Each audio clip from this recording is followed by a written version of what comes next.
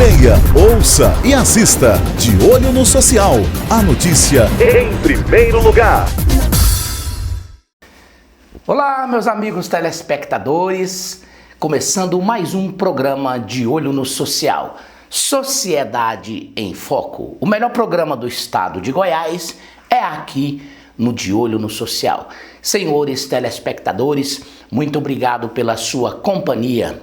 Aos aniversariantes deste mês, meus parabéns a todos vocês que faz aniversário este mês. Mandar um abraço para minha amada esposa Solange Regina da Silva Vilela Bandeira, que faz aniversário este mês. Meu amor, Deus te abençoe, que Deus venha te dar sabedoria, paz, prosperidade, que Ele venha suprir todas as suas necessidades.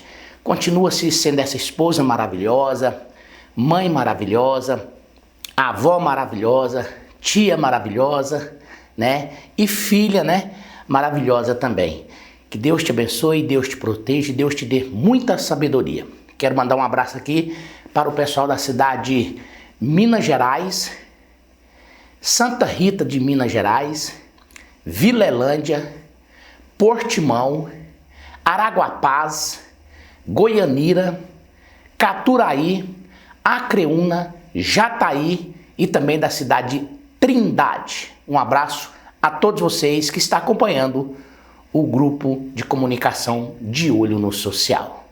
Agora vocês vão acompanhar também uma matéria muito importante. Quem esteve aqui no nosso programa foi o secretário de Saúde Municipal de Goiânia, Luiz Pelizer.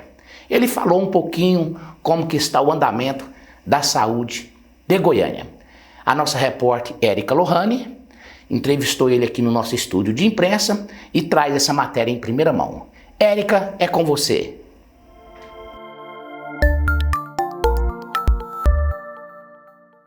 Olá, meus queridos telespectadores que estão nos acompanhando aí no jornal De Olho no Social.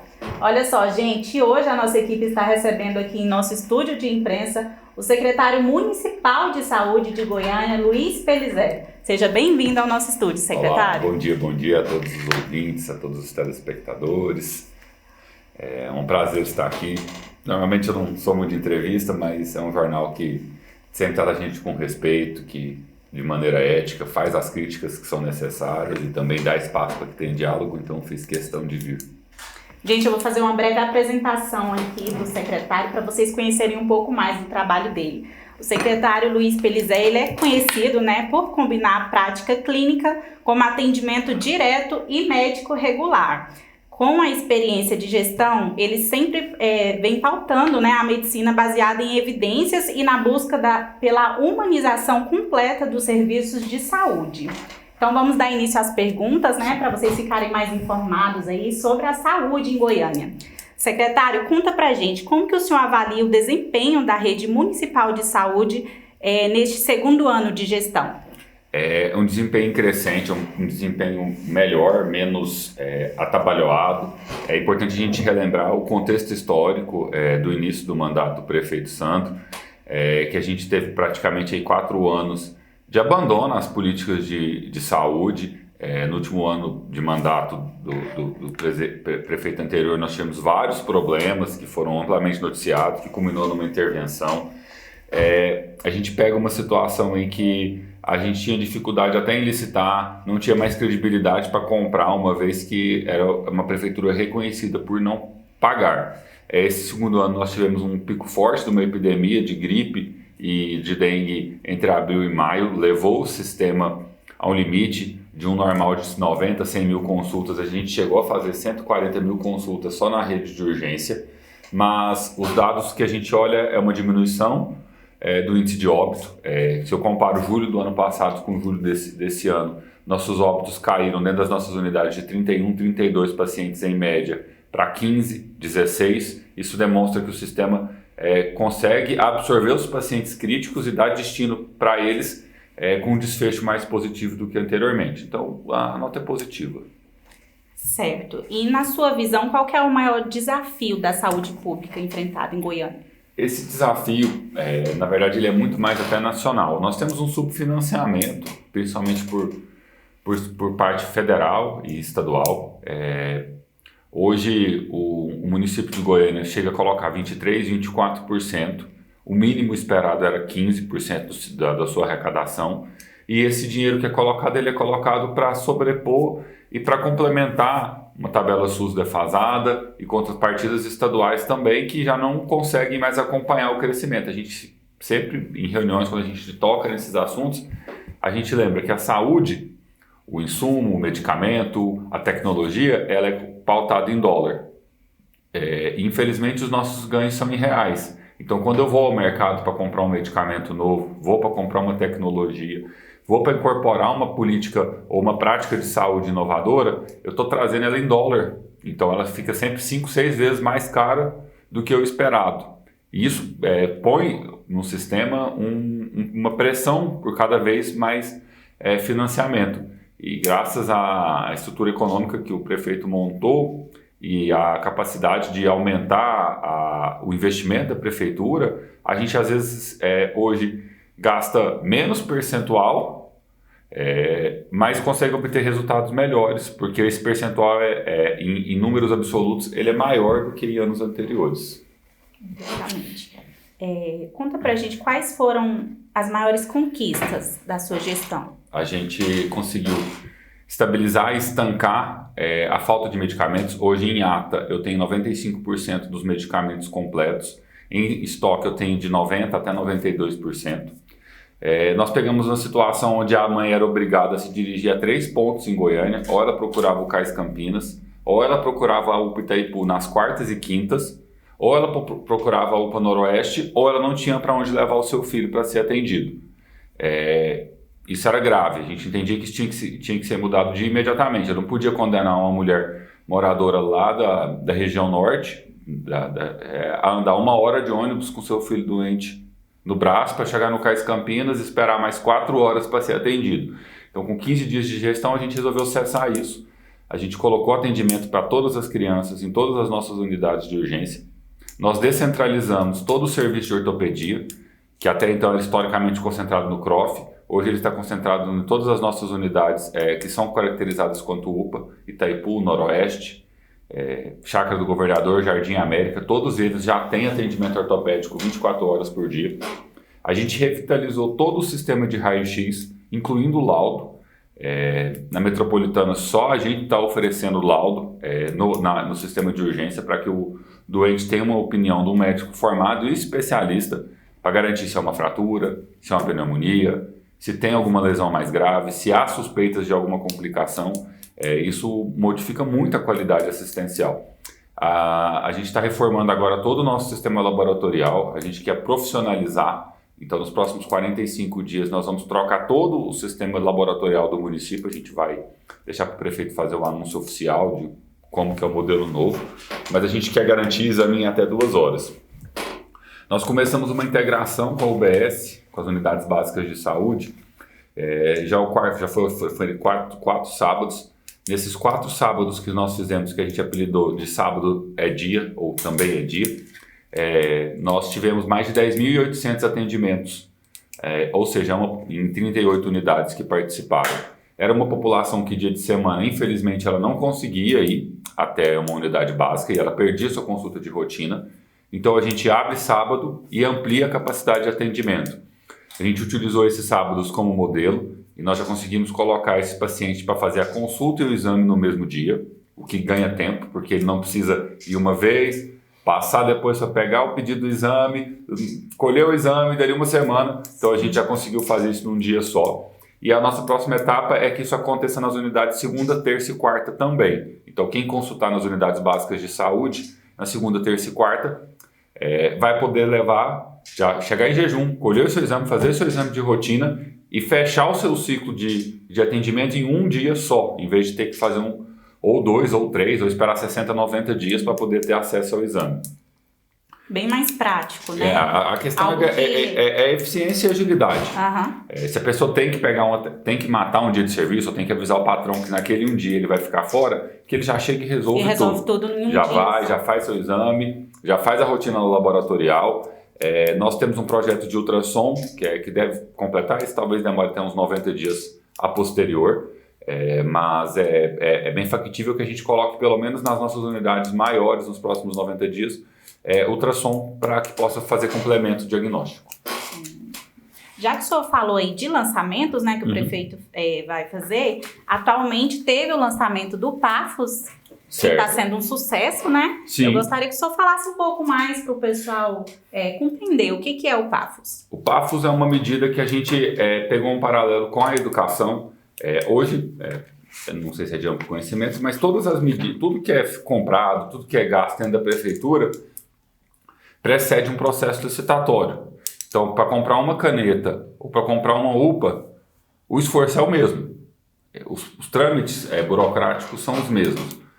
O Pafos é uma linha auxiliar. Ele não vai deixar de existir licitação, não vai deixar de existir bom controle sobre o dinheiro público, mas eu não preciso mais abrir uma licitação ou abrir uma ordem de serviço central para alguém trocar uma lâmpada que queimou no sábado.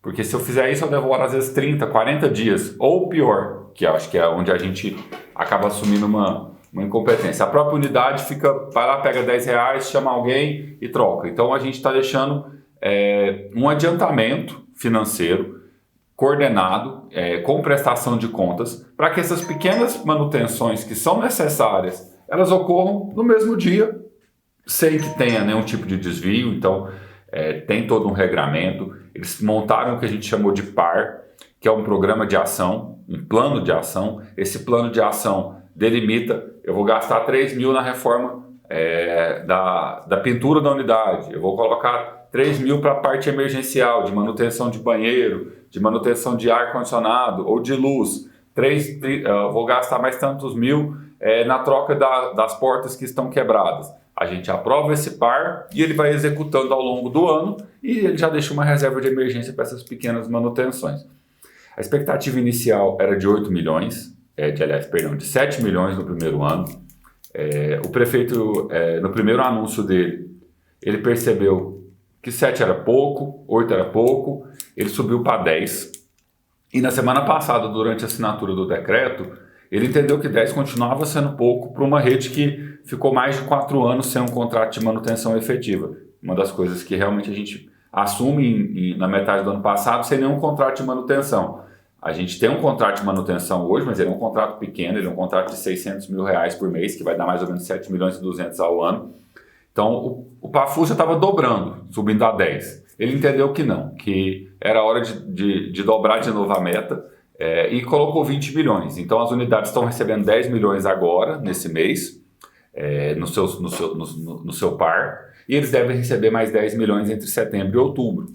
Ou seja, nós gastamos esse ano aí 7 milhões e 200 em manutenções das unidades. A prefeitura vai aportar mais 20 milhões. Então, ao longo desse um ano, desses 12 meses últimos, nós vamos ter colocado 27 milhões de reais só em manutenção da rede de infraestrutura das unidades. Nós tínhamos uma dúvida, a Procuradoria estabeleceu que não seria bom fazer pequenas compras de alguns itens, como, por exemplo, ar-condicionado. O prefeito ficou sabendo disso, não concordou, entre aspas, mas é uma posição jurídica que a gente tem que respeitar, e acho que a Procuradoria deu o respaldo, mas ele, diante da dor, ele autorizou que, fora esses 27 milhões, a gente fizesse mais uma compra de mais 1.200 ar-condicionados para levar para essas unidades. Já que o Pafus não conseguiu resolver essa dor que há nas unidades, ele resolveu resolver ele mesmo. Então, nós vamos agora adquirir mais 1.200 ar-condicionados. Lembrando que no mês passado nós já levamos, estão em estoque, estão sendo distribuídos na rede, 1.500 computadores novos, porque a gente sabe tanto que um computador velho que trava, atrasa e dificulta o atendimento mesmo. Então nós vamos reformar toda a estrutura de computadores das unidades, já está sendo revista. Fora esses 1.500 computadores, a gente já fez interlocução com outras secretarias que tinham computadores em bom estado, mas estavam adquirindo novos. Então, nós temos a expectativa de levar até 2.500 computadores. Tem unidade recebendo já 15, 20 computadores nessa última semana. A gente levou simbolicamente na UPA do Jardim América, e lá o impacto já foi imediato.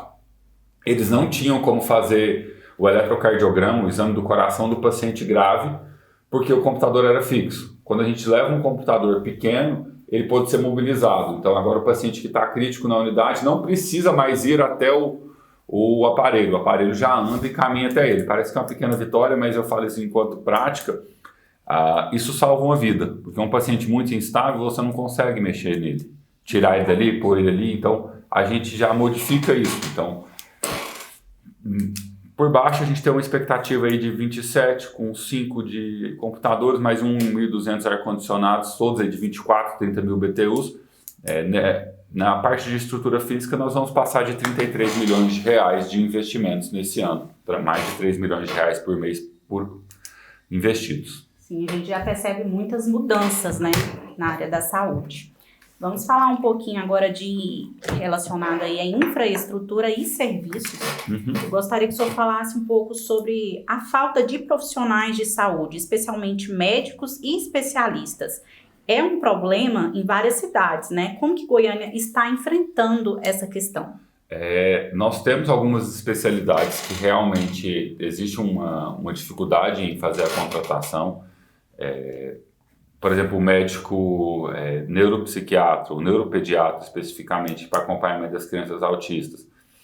A gente tem pago e propôs no nosso edital de prestação de serviço para esses médicos já valores semelhantes ao que o IPASGO propõe, por exemplo, que é um plano de saúde. E mesmo assim, como são poucos, a gente tem algumas dificuldades, a gente tem buscado parceiros. Uma das coisas que a gente vê com bons olhos, como por exemplo, quando tem destinação de emenda para essas clínicas que fazem prestação de serviço, por parte da Câmara dos Vereadores, que também tem sido muito parceira e muito amiga, e esse ano atendeu muitos pedidos ali das nossas áreas técnicas.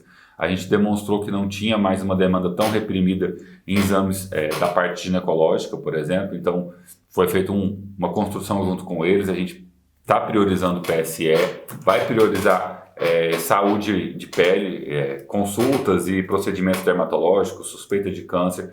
E também essa área do autismo, por exemplo, que é uma das coisas que a gente tem uma deficiência. Mas, por outro lado, a gente tem algumas preocupações. Se eu tenho uma falta do neuropediatra, hoje eu tenho 30% de ociosidade nas minhas consultas pediátricas. A gente percebeu que havia uma dificuldade de comunicação, soltamos um aplicativo para que a pessoa conseguisse fazer a marcação nas consultas na atenção básica, é o GIM 24 horas, que nos próximos meses ele vai ser integrado à rede que o prefeito criou, que é a rede do E-Social, do E-Resolve, perdão. E a gente fez uma contratação de uma empresa de mensageria. Essa empresa de mensageria vai avisar a população pelo WhatsApp, eles estão em fase de integração, acredito que agora no começo de agosto eles já estejam integrados. Eles vão receber os dados de todas as consultas marcadas nos nossos sistemas e vão encaminhar a mensagem no WhatsApp, comunicando a pessoa. Até então era feito muitas vezes por ligação, a pessoa via aquele número desconhecido, não atendia. Sim. Então ela vai receber agora, expectativa que a partir de agosto, eles já recebam uma mensagem no WhatsApp comunicando, tal dia o senhor tem uma consulta, tal horário o senhor vai ou podemos remarcar. Isso é para tentar diminuir essa taxa de evasão que nos preocupa muito. A gente tem uma abstenção, nós tivemos um ambulatório de cardiologia, esse eu lembro porque foi muito triste, nós tivemos 100% de evasão. Nenhum dos pacientes agendados compareceu. Então foi onde a gente percebeu que havia uma dificuldade clara de comunicação. Sim. E a gente resolveu adotar também uma comunicação via WhatsApp. Sim. As pessoas falam muito que a cidade ela vem enfrentando problemas, né, com a superlotação em algumas unidades de pronto atendimento. O que está sendo feito para resolver essa situação, secretário? Então, aí nós temos de fato um problema que é duplo. Nós temos uma parte estrutural que é defasada. Historicamente, eu divido assim. A UPA Itaipu e a UPA Noroeste são construídas e inauguradas entre 2012 a 2014. O CAIS Campinas é uma inauguração, salvo engano, de 2008, do saudoso Iris Rezende Machado. Todas as outras unidades, CAIS e CIAMES, elas são de 86 a 92. Então, quando eu cito todas, eu estou falando. O que hoje é a UPA da Chácara do Governador foi construído como um CAIS. Sim. Novo Mundo.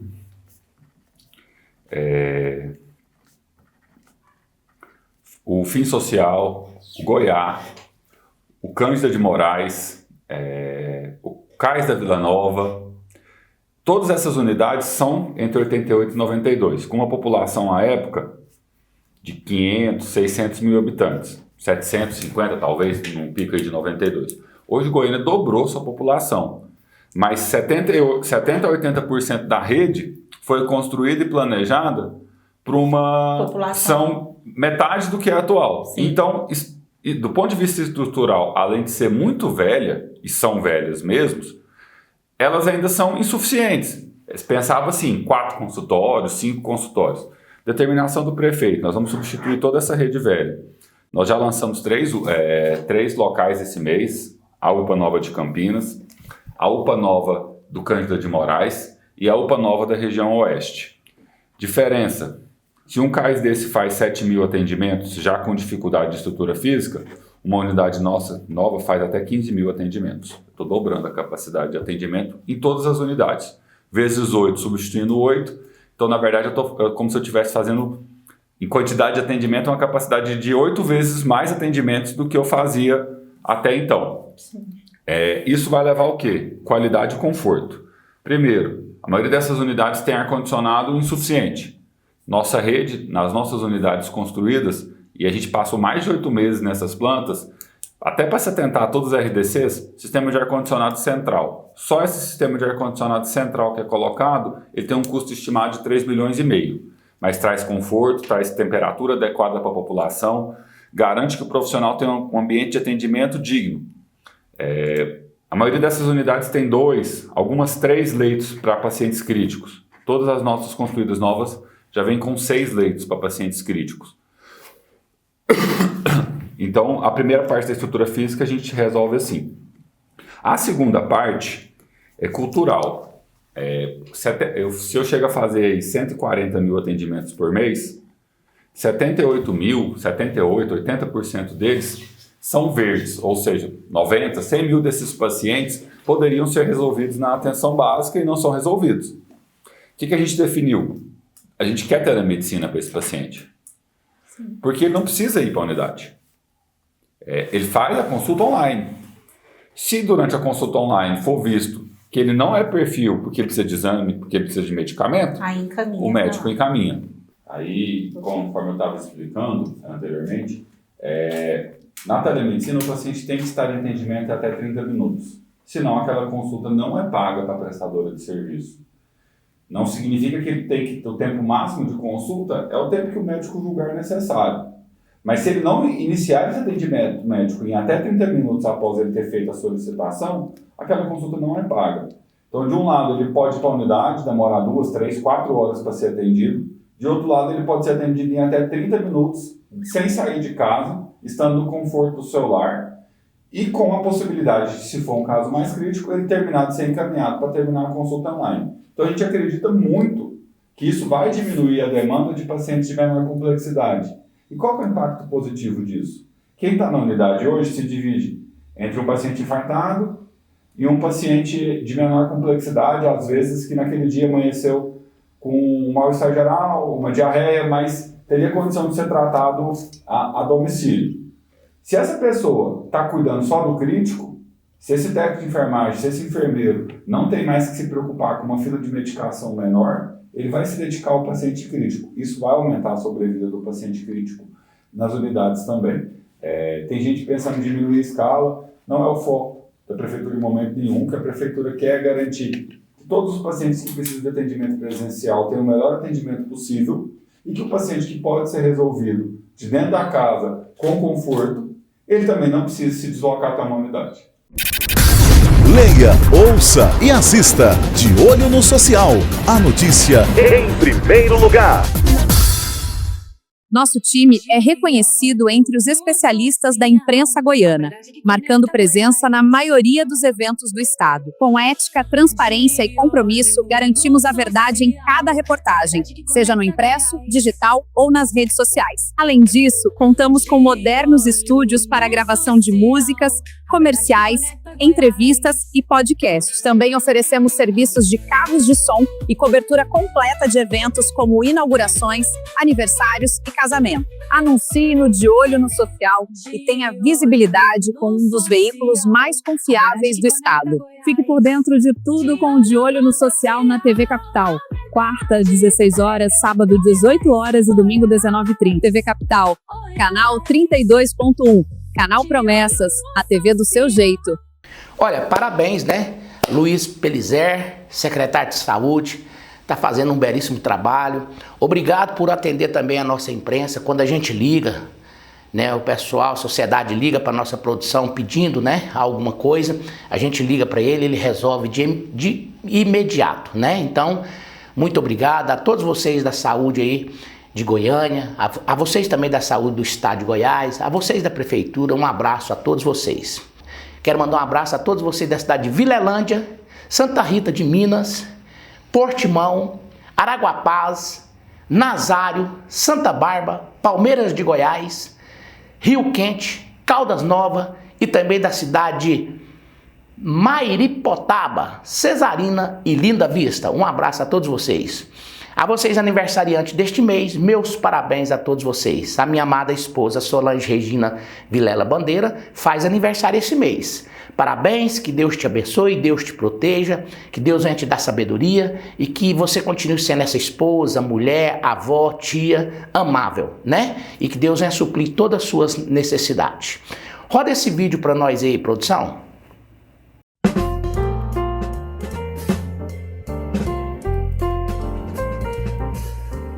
13 de julho é um dia especial, pois celebramos a sua vida e agradecemos a Deus pelo privilégio de tê-la em nossa família. Seu amor, dedicação, sabedoria e generosidade fazem de você um verdadeiro alicerce para todos nós. Neste aniversário, seus pais, sogros, esposo, filhos e netos unem seus corações para lhe desejar muita saúde, paz, alegrias e incontáveis bênçãos. Que Deus continue iluminando seus caminhos e recompensando todo o carinho que você dedica à família. Receba o nosso abraço cheio de amor e gratidão. Parabéns pelo seu dia. Você é muito especial e sua importância em nossa família é imensurável. Com carinho, seus familiares. Parabéns, Solange, e um feliz aniversário.